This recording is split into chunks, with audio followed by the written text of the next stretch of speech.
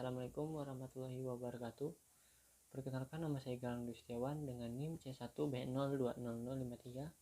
Kali ini saya akan mempresentasikan hasil dari PowerPoint saya dengan judul Akuntansi Perusahaan Industri. Baik, langsung saja. Yang pertama, pengertian dari industri. Industri adalah bidang yang menggunakan keterampilan dan ketekunan kerja dan menggunakan alat-alat di bidang pabrik, pengelolaan, dan distribusi sebagai dasar. Kemudian ada rekeningnya, yaitu yang pertama, rekening persediaan perusahaan manufaktur dibagi menjadi 4. Yang pertama yaitu persediaan bahan baku, kemudian persediaan bahan pembantu, yang ketiga persediaan barang dalam proses, yang keempat persediaan barang jadi. Yang kedua, rekening biaya produksi. Yang pertama yaitu biaya bahan baku, biaya angkut pembelian bahan baku. Yang kedua, biaya tenaga kerja langsung, insentif upaya langsung. Yang ketiga, biaya overhead pabrik atau BOF, sewa pabrik, asuransi pabrik, listrik, air, dan penyusutan. Kemudian yang keempat, harga pokok produksi.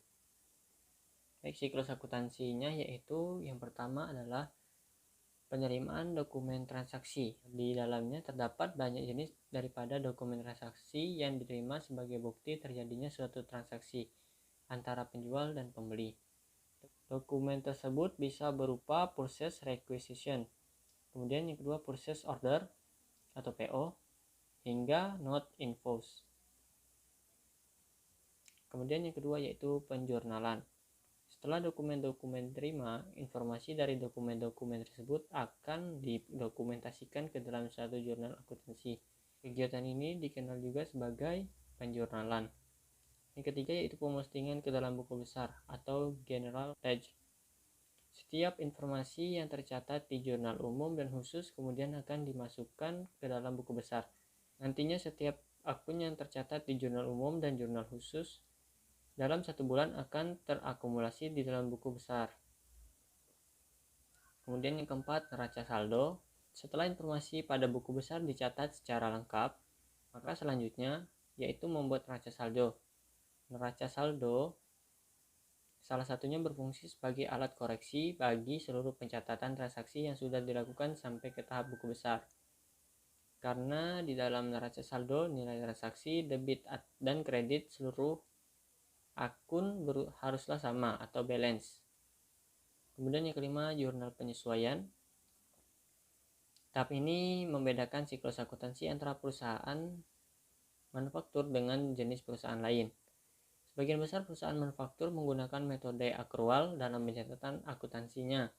Sederhananya, metode akrual adalah metode di mana suatu transaksi dicatat sesuai waktu terjadinya dan bukan berdasarkan terjadinya kas masuk atau keluar. Salah satu contohnya adalah penjualan kredit. Seluruh penyesuaian yang terjadi akan dijurnal dalam jurnal penyesuaian. Yang keenam, neraca saldo setelah penyesuaian. Jurnal penyesuaian yang dibuat selanjutnya akan dimasukkan ke dalam neraca saldo sampai menemukan nilai keseimbangan. Ketika proses tersebut dilakukan, berarti Anda dianggap selesai dalam membuat neraca saldo setelah penyesuaian. Yang ketujuh yaitu membuat laporan keuangan.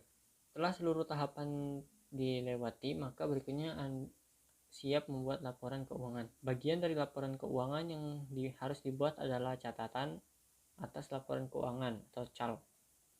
CAL adalah laporan keuangan yang memuat informasi tambahan mengenai keadaan perusahaan dan akun-akun yang berada di laporan posisi keuangan.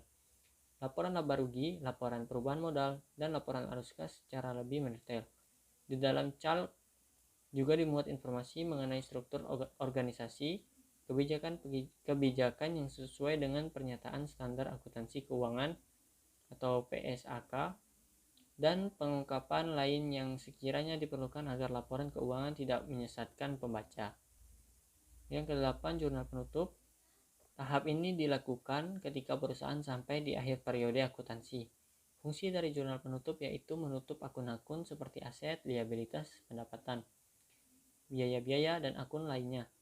Sehingga pada awal periode berikutnya, akun-akun pada laporan keuangan akan bernilai 0 dan siap digunakan untuk transaksi-transaksi berikutnya. Yang kesembilan, jurnal pembalik. Tahap ini bersifat opsional dalam suatu siklus akuntansi. Jurnal pembalik digunakan pada awal periode baru dengan membalik beberapa jurnal penyesuaian yang terjadi di periode sebelumnya.